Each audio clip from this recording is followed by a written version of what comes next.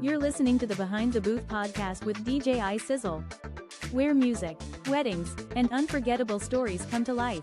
And now your host, DJ iSizzle. What's going on? It's DJ iSizzle. Welcome to Behind the Booth with me, DJ iSizzle. I hope you're doing well, my fan sizzles. Today we got a great episode. Yes, we are going to be diving into epic entrances, unexpected requests, and dance floor fireworks. But before we do that, I wanted to show you this. So this is my Shure SM58 microphone that I use for weddings. This is a nice and heavy microphone. I feel like when guests get this, the best man, the maid of honor, they get this in their hand, man, they know it's going to be a good speech. So I pair this right here. I spent a little extra money on this one. So I got this, and then you can kind of see the receiver down here. The receiver is, this receiver right here is the SLX D4. And this receiver is really special for a couple of reasons. And I spent a little over $1,000 for the microphone and the receiver, and I installed it into my actual DJ box. So that way I don't have to bring it out of any cases or anything like that. It's already in. I just lift the lid off. I got my mixer. I got my receiver right there. I got everything I need. I got my lighting show, that whole deal. So when I first started, it was a lot different. I was not simplifying my setup. So when you run a couple hundred weddings in like 4 years, you start to realize like I need to simplify some things and I need to really make my presentation look a little bit better. So this microphone is absolutely amazing. When you sync this up to the receiver, it has its own, like, I guess the best way to describe it would be like its own radio station. So it finds its own actual channel. It locks into that channel, and then it locks into a backup channel. So if you're ever in a place where maybe you've heard dropouts, or you were like listening to a speech at a wedding once and it started dropping out, it's because the microphone wasn't quality. So when I first started, I didn't understand the difference between $1,000 microphone and a $20 microphone. I thought they were all the same. So once I did my research, I found out that I don't want to be going out there with a $20 microphone. It doesn't make anybody look good or professional. And the confidence you build around a nice heavy microphone is pretty amazing. So if you don't have this as a wedding DJ, I highly recommend investing $1,000 into this. You won't regret it. I'm looking at getting a couple more of these. I'd actually like to get them for ceremony as well. So the cool thing about the receiver and this microphone is you can actually have a lavalier microphone you can hook up to it as well and sync that. The only thing is that you have to have an individual receiver for an individual mic. So you can only use the lavalier with one receiver. You can buy dual receivers, but I kind of feel like if the receiver goes out, you lose both your microphones. So you might want to buy just two separate receivers. And then that way you can hook up any Shure microphone that is compatible with it. So, let's get into the questions. So this is one of my favorite parts, and I hope it is for you too. So I like to do 5 fun questions about me, just random stuff. So let's start with the first question of 5. 5 questions for DJ iSizzle. Tell us about you, DJ iSizzle. If I could have dinner with any artist, who would it be? I'm going to go with Ed Sheeran. That guy is absolutely unbelievable.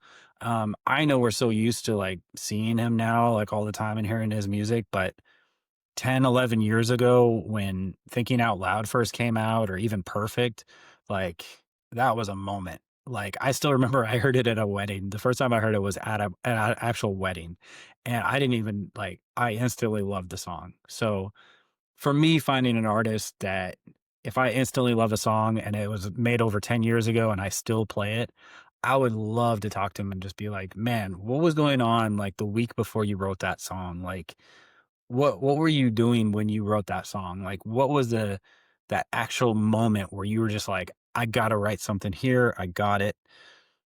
Yeah. I mean, I would love to just sit down and talk to him about that. What's my go-to comfort food after a long wedding night? Any leftovers I can get at a wedding. Absolutely anything I can get at a wedding, but mostly I love pasta, chicken pasta. I love steak. I mean, I don't know if steak's really a comfort food, but pretty much any wedding food I can like take home. If they offer me some wedding food, I never say no to any extra food that is offered to me at a wedding. It's one of my favorite parts of weddings is the food and the dinner. And yeah. What's the first song I ever mixed as a DJ? Funny story. So when Pepsi and I started going out, this was a little over 9 years ago, which is crazy to think about because it feels like yesterday. When we first started going out, she was like, "You know what? You sound like a DJ." And I was like, "Interesting. I used to be a DJ." And I had taken a break from DJing for a while to focus on another career, which I think one of these questions I'll kind of talk about here in a second. Um, so I mixed her this like 2000s R&B pop, like fun, music from the early 2000s. And I was so excited. And I got this like mixer that I'd never used before. And it was like a little pocket mixer I found in my friend's, like he had it in his closet, like with all these wires and all this other stuff. And he's like, "Yeah, I just throw a bunch of stuff in there. If you're looking for a wire, it might be in there." And I was looking for a wire. And then I was like, "What's this thing?" And it was like this little pocket mixer. And like, I was like, "Wow, I wonder if it works." And I was like searching for this whole box. There's like 100 wires in there, like round, like you had to like pull them out. And oh my gosh, it was just this crazy little bin, but it had a mixer in it. And I was like, "Oh, man, I remember when I used to DJ. It'd be so fun to try that again." So I hooked it up. I downloaded some free software and I was like, plugged it in. I was like, let me get some MP3s, download some MP3s, put those in, queue them up. So I put together this mix for her, and I remember I mixed it and I was so excited, and I was doing like the quickest mixing back and forth and all this other stuff. And I was like, oh, maybe I can do a long mix. And I was so excited. I was like trying to like scratch on this little thing. Like little turntables were like this big. It was like little miniature turntables. And I got it done. I think it was like 45-minute mix or whatever. And I was so excited. And I was like, "Hey, I made something for you." And she's like, "Oh, okay." So I put it on, and I think it was like the first like 10, 15 minutes. I was so embarrassed. I was like, this sounded so much better when I was mixing it. It sounded so much better. And I just remember a couple times she'd be like, "Oh, babe, it sounds great. Thank you. Thank you." And I was like, "Really?" And she's like, "Yeah, absolutely. It's always the thought that counts." And I'm just like, "Oh no." But I think I took that mix or whatever, and I kind of just it just disappeared somehow out of our lives. But that was one of my first mix. But I kept going, I kept practicing, and I definitely got a lot better. And I learned how to put together mixes and stuff because I had a whole different preconceived notion back then than I do now. So if I could only DJ in one city for the rest of my life, which city would I choose? I would choose Seattle. I just love it out here, man. The Northwest, it's awesome, man. I love it out here. If I wasn't a DJ, what career would I have chosen? Oh, so before I was DJing, I spent some years making short documentaries, short films, that whole deal. And I entered one of them. It was about Elvis Presley.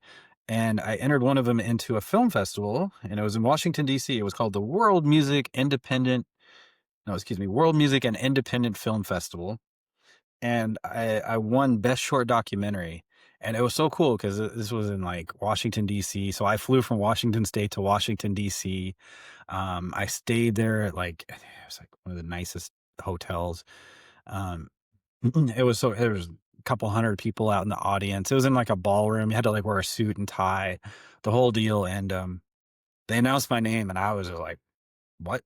Who?" Because I'm thinking, there's no way. Like I'm up against like 10 other movies, and you know, my little documentary I put together by myself and traveled around the U.S. and talked to Elvis fans and impersonate. Well, they're tribute artists. They were impersonators, but they renamed it to tribute artists.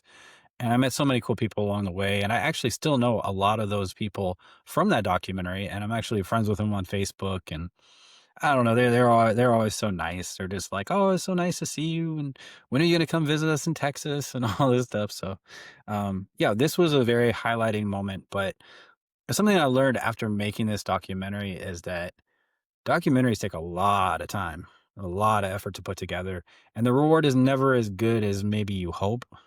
You hope that people will watch them and they'll change some sort of thought process. Um, but that's not always the case. But with this one, we got very lucky. It's called Elvis What If, and I do have it on YouTube. You can check it out. You can type in Elvis What If. I think it's one word. It was when I had my name spelled Icizzle. but I had to change it from that because people were calling me iKizzle and not iSizzle, so I had to change it to ISIZZLE. So back then it was iKizzle, but it was actually iSizzle with a C instead of an S. So that was my short film documentary name that I would go under. So, and there's some more documentaries and short films if you want to check them out. But yeah, you can check it out. Elvis What If, all one word. If you can't find it, just message me on social media and I'll send you the link for that. So, all right. So let's get into segment number 1. Wedding reality check. What do you recommend, DJ iSizzle? So this is the grand entrance that stole the show. This was a really memorable one. And like, probably one of my favorite wedding memories is when this couple, they decided they wanted to do a choreography dance to Uptown Funk.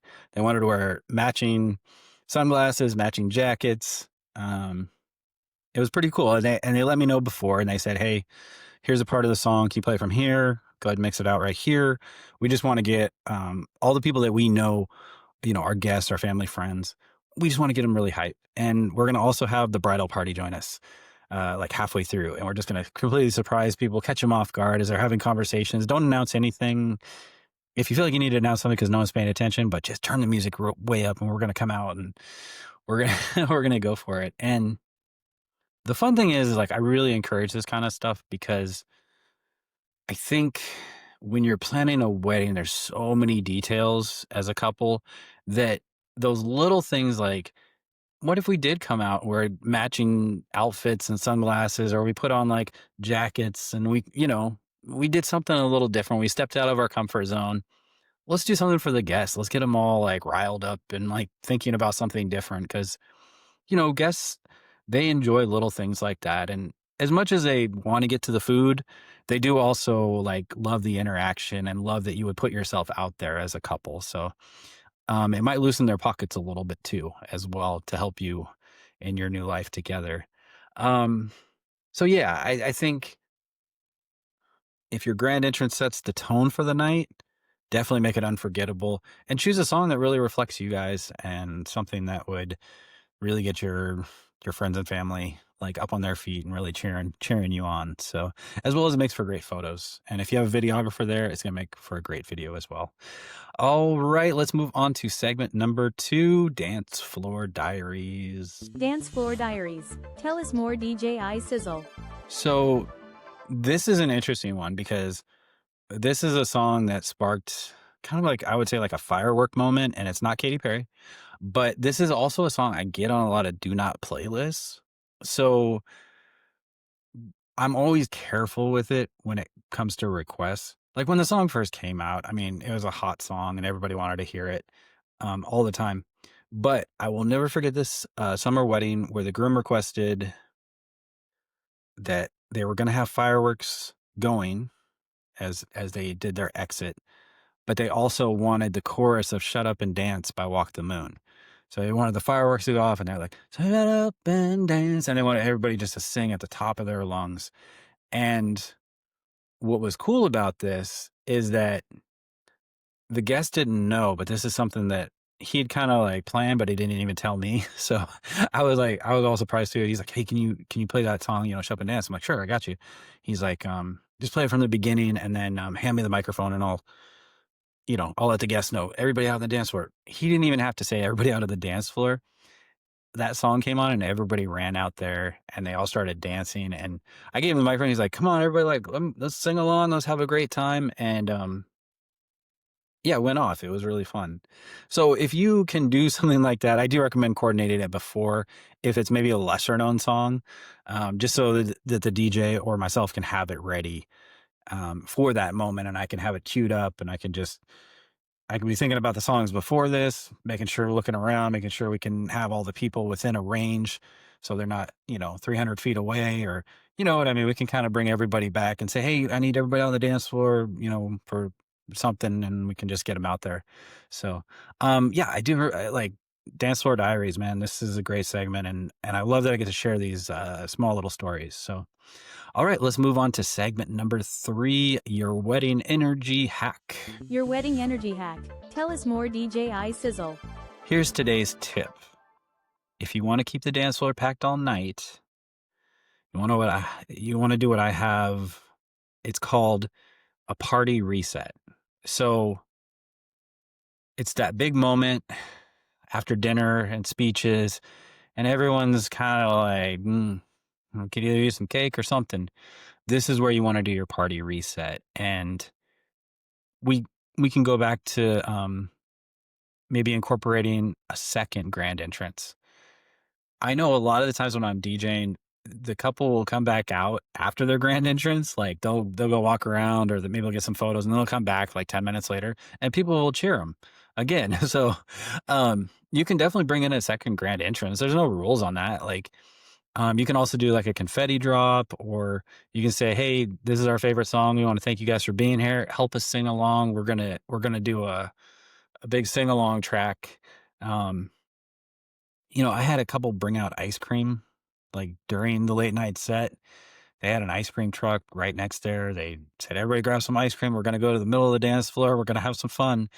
Um, you know, that's the kinda stuff where, like, it's okay to think beyond just the simple moments, like all the moments you would think, oh, well, a traditional wedding, we're going to have all the, like the first dances, we're going to have, you know, all these special moments. We might include a shoe game, but those little moments, like bringing everybody out to the dance floor with ice cream cones, or, you know, those kind of moments are really what create great photos, as well as they create memories that you'll be talking about for a long time. And you'll probably be laughing about it with your friends later too. So, and also it's nice because it did, add a little sugar and get people back motivated and stuff after like a big dinner and, speeches and toasts. So those little things can really add a lot of energy to a party.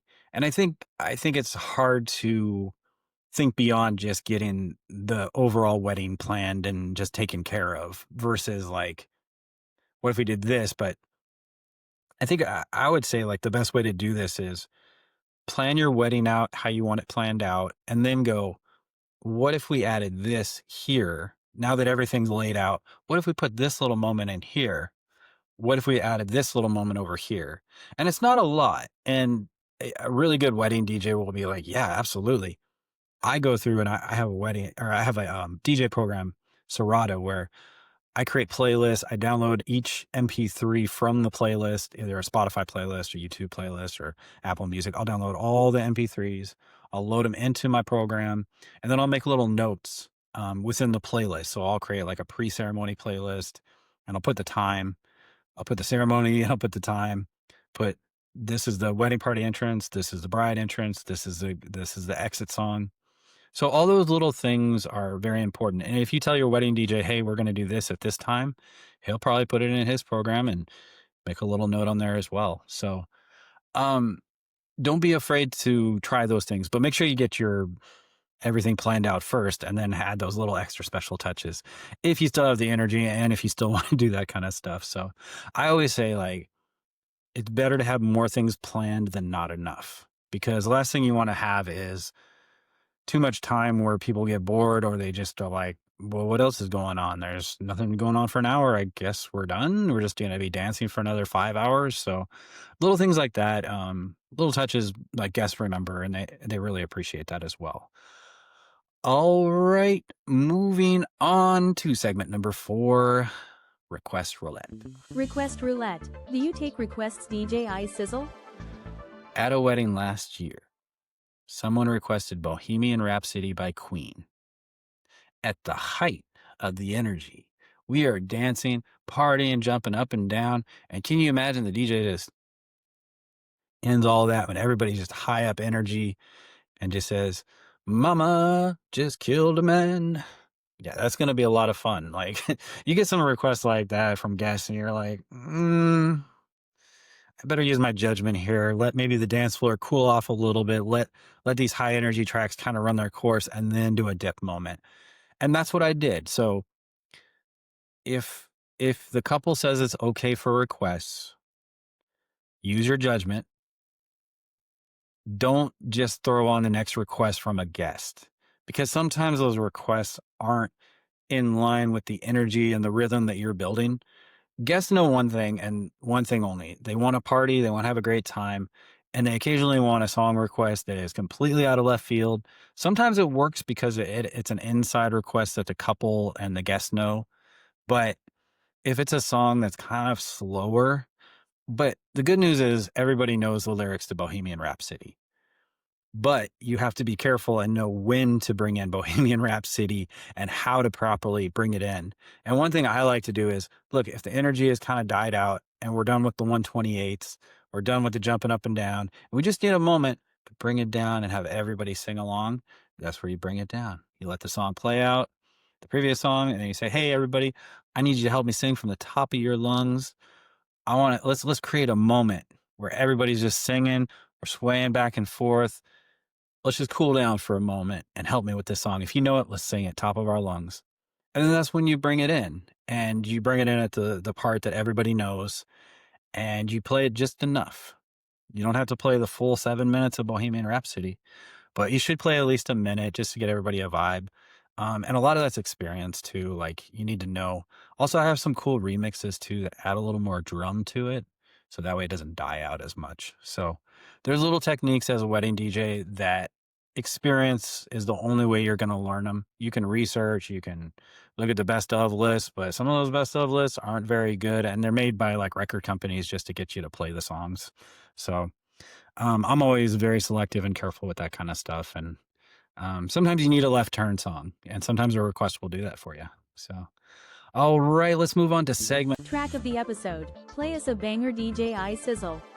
My track of the episode this week is Justin Timberlake's Can't Stop the Feeling.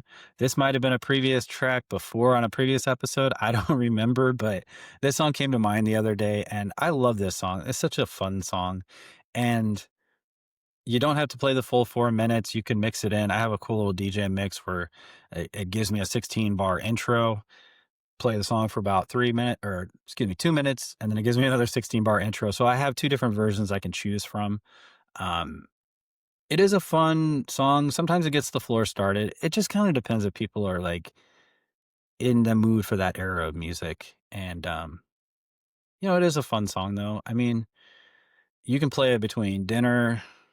You can play it for a dance floor. I wouldn't play it on the hottest dance floor. I might throw some like sexy back, just a little bit of that, and kind of see what the vibe is with people. But Can't Stop the Feeling's a fun one. Like if you have a lot of kids on the dance floor, it's a good song to throw on. It's a good all ages song too. Most adults really like that song as well. So yeah. I would say let's move on to segment number 6. Spotlight shout out. Who is the best in the Northwest, DJ iSizzle? Today's Spotlight shout out goes to Ashley Swan Events. I have worked with her, and she absolutely nails the service every time. Um, she does a lot of she loves like the idea of late night snacks, kind of like what we were talking about earlier. Like she's great at doing that kind of stuff, and like coming up with ideas. Like you're like, oh, I would have never thought of that. That's a great idea. So she's great with timelines. She has a great attention to detail. I think it's top tier. Um, I've worked with a lot of vendors. Like most weddings you go to, a lot of times you never work with the same vendors. But she's a great vendor that I'm always happy to work with. It's always a pleasure. She understands couples, she understands timings, big moments.